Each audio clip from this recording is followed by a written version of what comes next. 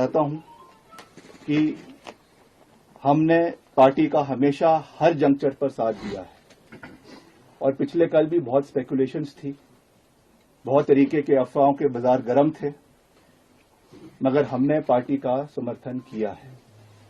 Party के high command का जो आदेश था उसको हमने पूरा किया है और जैसा मैंने कल कहा कि हाईकमान का जो विश्वास हमें रहा है उसको हमने पूरा किया है और आने वाले समय में भी मैं ऐसा कोई कदम नहीं उठाऊंगा जो किसी को ह्यूमिलेट करे, प्रदेश की जनता को ह्यूमिलेट करे या जो है लक्ष्मण रेखा से बाहर निकलकर हो। मैं आज केवल इस प्रेस कॉन्फ्रेंस के माध्यम से ये कहना चाहता हूं कि वर्तमान परिस्थिति में मेरा इस सरकार में बने रहना ठीक नहीं है। इसलिए आज मैंने ये निर्णय लिया है that I am resigning from the council of ministers. मैं इस सरकार से एक मंत्री के रूप में इस्तीफा दे रहा हूं जो मैंने निर्णय लिया है। आने वाले समय में with due consultation with our people मैं सबसे बात करूंगा, जो हमारे चाहने वाले हैं, हमारे लोग हैं, हमारे समर्थक हैं, उनके साथ बात करके, उनके साथ चर्चा करके, उनके साथ विचार विमर्श करके आने वाले समय में फ्यूचर कोर्स ऑफ एक्शन को जो है वो डिसाइड किया जाएगा। उसके बारे में मैं अभी कुछ ज्यादा ना कहना चाहता हूं, ना कह सकता हूं, मगर आज मैं केवल इतना साझा कर रहा हूं विद ऑल ह्यूमिलिटी, विनम्रतापूर्वक तरीके से मैं ये कहना चाहता हूं कि मैं अपने पद से जो है वो अपना इस्तीफा मुख्यमंत्री जी को और राज्यपाल जी को जैसे भी जो भी प्रोसेस है उस तरीके से सौंप रहा हूं और आने वाले समय में जो परिस्थिति होगी, हमारी ओर से इंटेंशन पूरा था, काम करने का नजरिया पूरा था और उसको हमने डिलीवर करने का हर संभव प्रयास in spite of all problems जो है वो किया है। मगर मुझे दुख के साथ ये बात कहनी पड़ रही है कि there was from some quarters attempts to humiliate me in my functioning, in my capacity as cabinet minister। जिस तरीके से जो मैसेजेस डिपार्टमेंट के अंदर भेजे जाते हैं, जिस तरीके से एक मैसेज ये दिया जाता है कि हमको अंडरमाइन करने की कोशिश की गई। मैंने पहले ही कहा है the government that was formed it was a collective effort of everybody. I respect the leadership, I respect the honourable chief minister, but there has to be due respect, there has to be coordination amongst the council of ministers। जो instance कुछ दिन पहले हुआ जहां पर एक आपने भी उसको देखा होगा हाउस के अंदर, जो कुछ पट्टिकाओं के ऊपर एक ये चीज हुई है जिसमें deliberate message show cause notices भेजे गए हैं। This is a breach of trust, this is something that has led to where we are standing today. इस तरीके की जो चीजें सरकार के अंदर हुई है, किस क्वार्टर पे हुई है, कहां पर हुई है, मैं नहीं जानता हूं, मगर ऐसा लगता है कि डेलिब्रेट तरीके से ये चीजें जो है वो प्रदेश के अंदर या सरकार के अंदर हुई है, विच इज वेरी अनफॉर्चुनेट। और मैं उनमें से नहीं हूं जो किसी भी प्रेशर में आने वाला है। जैसा मैंने कहा, मुझे पता है रिगार्ड देना, रिस्पेक्ट देना, कहां पर लक्ष्मण रेखा को खींचना है, कहां पर लाइन ड्रॉ करनी है, आई वेरी वेल नो।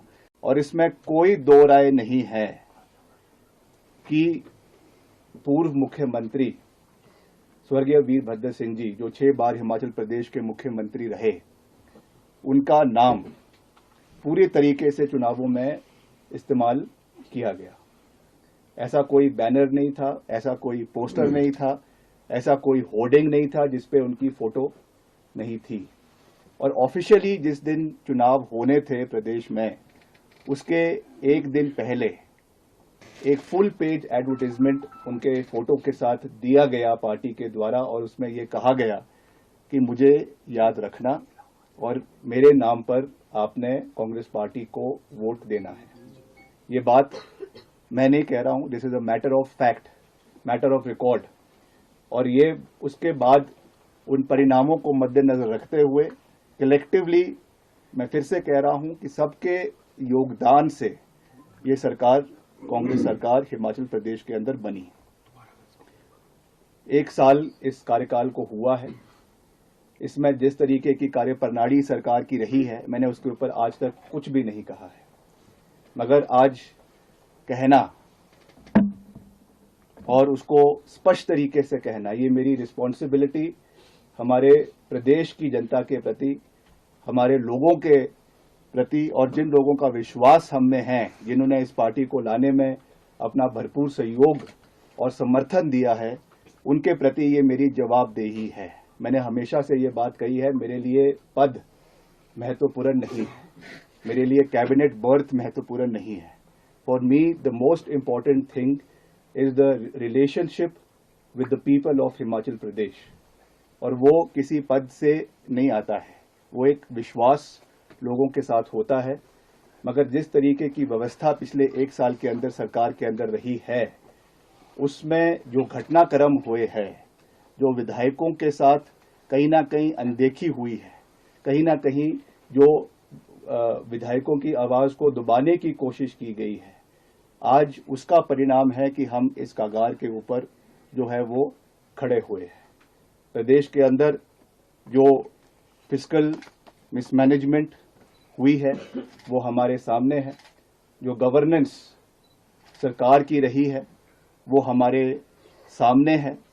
लगातार इन विषयों को पार्टी हाईकमांड के समक्ष भी उठाया गया है, लगातार इन विषयों को जो है वो हमारे पार्टी के और जो नेतृत्व है उनके समक्ष भी उठाया गया है, मगर उसका कोई भी सरोकार आज तक जो है वो जिस तरीके से लेना चाहिए था वो नहीं लिया गया है। और मुझे लगता है कि उसकी वजह से आज हम इस परिस्थिति के ऊपर आकर खड़े हुए हैं, और उसकी वजह से ये चीज़ें आज जो भी परिस्थितियां आज बनी हैं, क्योंकि अभी हम एक बहुत ही क्रिटिकल जंक्चर के ऊपर है। यहाँ से आगे कैसे हम आगे बढ़ेंगे वो तो समय ही उस चीज़ को बताएगा, मगर I have always believed in calling a spade, और इन चीज़ों को हमने जहाँ जहाँ हो सकता है हमने उठाया है। बट देखिए, मैंने ये बात साफ कही है कि जो वास्तविक परिस्थितियां हैं उसके बारे में पार्टी हाईकमान को ब्रीफ किया है। Now the ball is in the court of the party high command. They have to decide what the future course of action will be, but I have been very clear and very categorical in what I had to say, and it has been said in very clear terms. और बार बार उस बात को मैं repeat नहीं करना चाहता हूं। जैसा आने वाले समय में जो होगा वो बात in due discussions and deliberations party high command के साथ करी भी जाएगी, and I am sure that whatever decision will be taken, it will be taken in the larger interest of the organization of the party and the people of the state. What is the reason you have resigned? ये मैंने बोल दिया कि इसलिए resign किया है कि जो परिस्थितियां आज प्रदेश के अंदर बनी हैं उसको मद्देनजर रखते हुए it is not right for me to continue in this government. Party high command को भी मैंने उसके बारे में बात कहा है, बाकी जो भी निर्णय पार्टी लेगी उसमें हम उनके साथ खड़े हैं। हिमाचल प्रदेश में बड़े बड़े वायदे करके और झूठे झूठे वायदे करके कांग्रेस की सरकार बनी, और सरकार बनने के बाद वो वायदे पूरे नहीं हुए। जब कांग्रेस के अपने विधायक क्षेत्र में जाते थे तो जनता सवाल पूछती थी, 1500 रुपये महीना हर महिला को मिलना था, हर महीने मिलना था, नहीं मिला, जवाब दो। विधायक के पास जवाब नहीं था। वो पूछते थे, आपने कहा था 2 रुपए किलो गोबर खरीदेंगे, 100 रुपए लीटर दूध खरीदेंगे, नहीं खरीदा, जवाब दो, जवाब नहीं था। उन्होंने कहा था कि आपने 5 लाख युवाओं को सरकारी नौकरी देनी थी, उन्होंने जवाब नहीं दिया, कोई काम नहीं किया।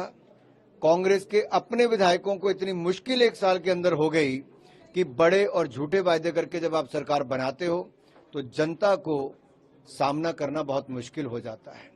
और आज कांग्रेस की हालत ऐसी हो गई है कि जहां जहां बड़े और झूठे वायदे किए वहां कांग्रेस मुकरती नजर आती है और इनके विधायक इनके से भागते नजर आते हैं। ऐसी क्या मजबूरी थी कि मात्र 14 महीने के अंदर इनके विधायक इनका साथ छोड़ गए। एक बड़ा कारण यह भी था कि एक गैर हिमाचली को टिकट दिया गया और हिमाचल के लोगों को ये पसंद नहीं था। छोटा सा राज्य हिमाचल, जहां से एक राज्यसभा का सदस्य बन सकता था, कांग्रेस ने वहां पर भी हिमाचलियों की अनदेखी की और इसको लेकर भी गुस्सा जहां जनता में भी था, तो मुझे लगता है उसका कुछ आक्रोश कांग्रेस के नेताओं में भी होगा। लेकिन कुल मिलाकर वो अपनी ही सरकार से इतने दुखी हैं कि ना वायदे पूरे कर पा रहे हैं, ना कोई विकास कर पा रहे हैं। ऐसी हालत 14 महीनों में होगी कि विकास कार्य ठप पड़े हैं। वहां पे केवल सरकार और सरकार के मंत्री एक दूसरे पर ठीकरा फोड़ने का काम करते हैं कि आरोप किस पर लगाएं, विकास ठप पड़ा है और ठीकरा फोड़ने का काम हो रहा है।